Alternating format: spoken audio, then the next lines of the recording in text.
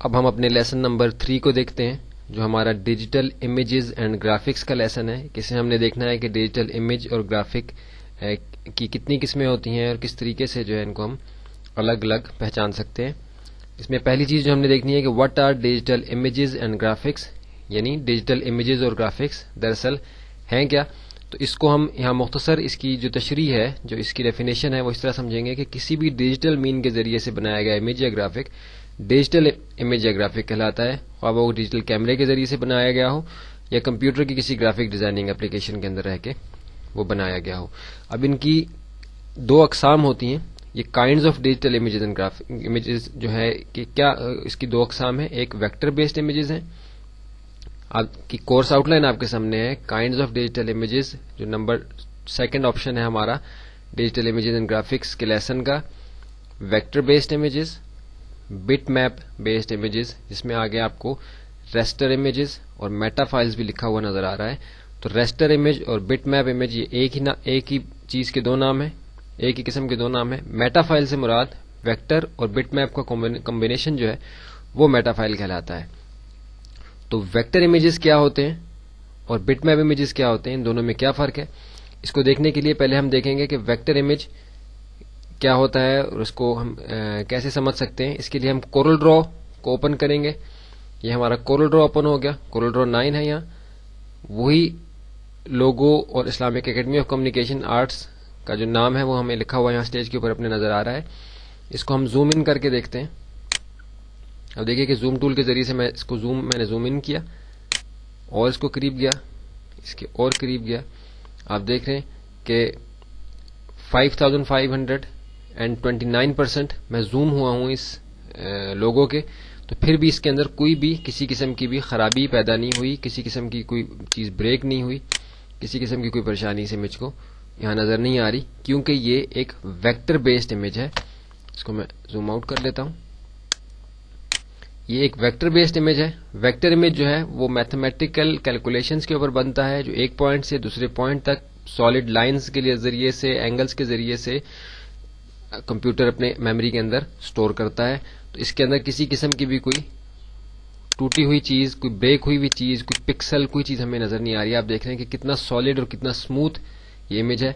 اس کا سائز بھی نسبتاً بٹ میپ سے چھوٹا ہوتا ہے، کیونکہ اس کو ایک بہت ہی سمپل میتھمیٹیکل کیلکولیشن کے ذریعے سے کمپیوٹر نے اپنی میموری کے اندر سٹور کیا ہوتا ہے. اسلامک اکیڈمی کو ہم زوم ان کرتے ہیں. آپ دیکھ رہے ہیں کہ بالکل سالڈ اور کلیئر اسلامک لکھا ہوا آپ کو یہاں نظر آ رہا ہے. آئی کے ایون ڈاٹ کے اندر ہم جائیں گے، کچھ بھی اس کے اندر خرابی، کوئی کمی اس کے اندر کسی قسم کی ہمیں نظر نہیں آ رہی، کیونکہ یہ ایک ویکٹر بیسڈ امیج ہے. اب بٹ میپ امیج کیا ہے، جو کہ ہمارا فوٹوشاپ بٹ میپ امیج کو ڈیل کرتا ہے. بٹ میپ گرافک کے لیے استعمال ہوتا ہے. فوٹوشاپ انفیکٹ ایک bit map based graphic designing کی اپلیکیشن ہے. اس کو دیکھنے کے لیے ہم واپس اپنے فوٹوشاپ کے اندر، فوٹوشاپ کے اپنے اسٹیج کے اوپر آ جاتے ہیں، کینوس کے اوپر آ جاتے ہیں.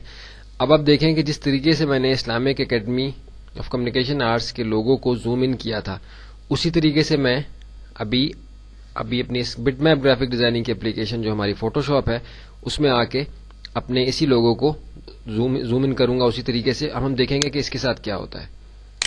آپ دیکھیے کہ میں نے اس کو زوم ان کیا تو یہ آپ کو یہاں سے بریک ہوا پکسل، چھوٹے چھوٹے خانے آپ کو اس میں نظر آ رہے ہیں.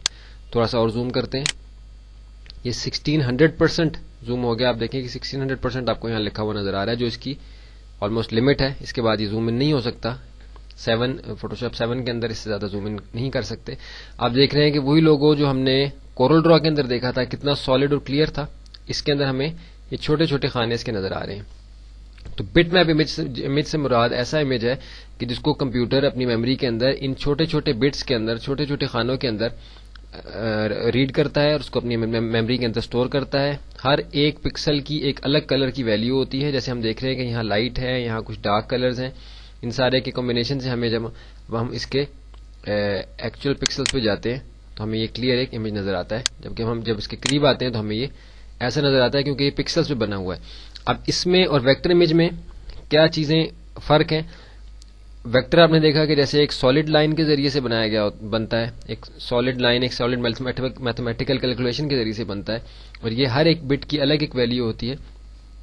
تو ویکٹر کا یہ فائدہ ہے کہ اس کا سائز بہت چھوٹا ہوتا ہے، لیکن ویکٹر کے اندر آپ اسپیشل افیکٹس میں کام نہیں کر سکتے، وہ بہت ہی محدود ہے اس کے اسپیشل افیکٹس، کیونکہ اس کے اندر سمپل کیلکولیشنز ہوتی ہیں. اب اس میں کیونکہ ہر ایک بٹ کی، ہر ایک خانے کی، ہر ایک اس کی پکسل کی جو ہے ایک الگ ویلیو ہے کلر کی، اس لحاظ سے اس کے اندر ہم بہت زیادہ جو ہے وہ اسپیشل افیکٹس کے اندر کام کر سکتے ہیں. اور اسی لیے کسی بھی گرافک ڈیزائننگ اپلیکیشن کے اندر، کسی بھی بیس لیول کے گرافک ڈیزائننگ اپلیکیشن کے اندر کام کرنے کے لیے آپ کو بٹ میپ گرافکس کی جو یہ فوٹو شاپ کی اپلیکیشن ہے اس کے اوپر مہارت حاصل ہونا جو ہے وہ آج کل کے ابھی اس وقت کے زمانے میں بہت ضروری ہے، کیونکہ ویب پہ ہو، پرنٹ میں ہو، یا کسی بھی اور میڈیا کے لیے آپ استعمال کر رہے ہو تو آپ کو بٹ میپ امیج کے اوپر عبور ہونا ضروری ہے، کیونکہ اس کے اندر بہت زیادہ اسپیشل افیکٹس کے اندر بہت زیادہ ہم کام کر سکتے ہیں، امیج ایڈیٹنگ کے اندر، اسپیشل افیکٹس دینے کے اندر، جبکہ ویکٹر کے اندر اتنی زیادہ گنجائش نہیں ہوتی. لیکن ویکٹر کا سائز چھوٹا ہوتا ہے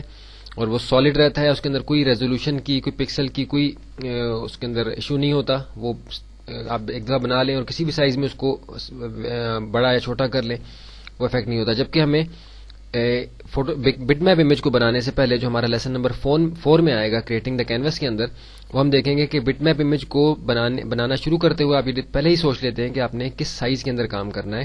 اسی وقت آپ اس کی ریزولوشن وغیرہ سیٹ کرتے ہیں تاکہ آگے جا کے آپ کو سائز چینج کرنے میں اس کی کوالٹی افیکٹ نہ ہو. اس سائز کو اگر ہم بڑا کریں گے تو کوالٹی آبویسلی افیکٹ ہوگی، جبکہ ویکٹر کے اندر یہ ایشو نہیں ہوتا. اب اس کے بعد ہماری لیسن نمبر 3 کی جو تیسری چیز ہم نے دیکھنی ہے وہ فائل سائز ہے. آپ دیکھ رہے ہیں کہ جیسے ہمیں یہاں فائل سائز لکھا ہوا نظر آ رہا ہے، تو فائل سائز کا جو بات یہاں سمجھنا ضروری ہے، جیسے کے بی اور ایم بی کلو بائٹس کے اندر اور میگا بائٹس کے اندر ہم دیکھتے ہیں کہ ہمارا فائل کا سائز عموماً ہوتا ہے. تو اس میں جو امیج ہم نے ویب پہ لے کے جانا ہو اس میں ہمیں فائل سائز کو جو ہے وہ خاص طور پہ دیکھنا ہوتا ہے کہ فائل سائز چھوٹا رہے، تاکہ اپلوڈ کرنے میں ویب سائٹ اور ڈاؤن لوڈ کرنے میں جو ویب کا ویور ہو، جو ویب سائٹ دیکھ رہا ہو، اس کو کسی قسم کی مشکل پیش نہ آئے. اور نمبر 4 جو ہمارا ہے، چوتھی آپشن جو ہے ہماری digital images and graphics lesson number 3 کی کورس آؤٹ لائن کا پیج جو ہے آپ کے سامنے ہے، اس میں فائل فارمیٹ ہے. تو آپ دیکھ رہے ہیں کہ یہ میرے سامنے ایک سٹیج موجود ہے، اس کو ہم یہاں سے فائل سیو آلریڈی کیونکہ یہ ہوا ہے پی ایس ڈی فارمیٹ میں، اس لیے میں سیو ایز کر کے آپ کو دکھاتا ہوں. سیو ایز کیا تو یہ سیو ایز کا ڈائلاگ باکس میرے سامنے آیا، یہ جے پیگ میں آیا ہوا ہے، اس کو میں پی ایچ ڈی میں چل جاتا ہوں. جو ایکچوئل فائل کا فارمیٹ جو فوٹو شاپ فائل سیو جب ہم کرتے ہیں، ہم سیو ایز میں آئے ہیں، جب ہم سیو کرتے ہیں کسی نئے بنائے ہوئے گرافک کو، امیج کو، تو پی ایس ڈی فارمیٹ وہ فارمیٹ ہے کہ جو صرف فوٹو شاپ کے اپنے لیے ہے، فوٹو شاپ کے اپنے اندر کھولنے کے لیے، جس کے اندر اس کی ساری لیئرز، فلٹرز، اسپیشل افیکٹس وغیرہ آتے ہیں، اس میں ہم کام کرتے ہیں. لیکن جب ہم فوٹو شاپ سے کسی دوسرے جگہ اس کو ہم نے لے کے جانا ہوتا ہے، ایکسپورٹ کرنا ہوتا ہے، یا کسی اور اپلیکیشن کے اندر لے کے جانا ہوتا ہے، تو پھر ہم P H D format use نہیں کرتے، پھر ہم جے پیگ، ٹف، جیف یا بی ایم پی فائل جو ہے اس کو اس فارمیٹ کے اندر سیو کرتے ہیں. P H D format Photoshop کا اپنا فارمیٹ ہے، جس کے اندر ہمیں یہ سب چیزیں اسی طریقے سے اوپن ہوتی ہیں. سٹیج ہوگا، اس کی لیئرز وغیرہ ہوں گی، فلٹر، اسپیشل افیکٹس وغیرہ ساری آپشن اس طریقے سے اوپن ہوں گی جس طریقے سے ہم نے اس پہ اپلائی کی ہیں. لیکن یہ صرف فوٹو شاپ کے اپنے اندر کام کرنے کے لیے ہے. فوٹو شاپ سے جب کسی اور اپلیکیشن کے اندر ڈیزائن کو لے کے جانا ہوتا ہے تو اس کو ہم سیو ایز کر کے جے پیگ میں، ٹف میں، جیف میں، یا بی ایم پی میں، جے آئی ایف یا بی ایم پی میں فارمیٹ میں اس کو کنورٹ کر لیتے ہیں. تو یہ ہم نے 4 چیزیں اپنے لیسن نمبر 3 کی دیکھ لیں. کسی قسم کا کوئی اگر مشکل نظر آئے، سمجھ میں نہ آئے بات، دوبارہ سے دیکھیں، اس کی پریکٹس کریں، پھر بھی سمجھ نہ آئے تو یہ نمبرز آپ کے سامنے ہیں، اس پہ آپ رابطہ کر سکتے ہیں. کسی بھی آپشن کو، کسی بھی مووی کو سکپ نہ کریں، کیونکہ پھر دوبارہ سے اس چیز کو سمجھنا جو ہے وہ مشکل ہو جائے گا. اس کے بعد ہمارے پاس ریزولوشن ہے. ریزولوشن اس میں ہم نے دیکھا ہے کہ بریکٹ میں ہمارے پاس یہ کورس آؤٹ لائن کے اندر لیسن نمبر 3 کے اندر ریزولوشن کے آگے ہمیں لکھا ہوا نظر آ رہا ہے اسکرین ریزولوشن.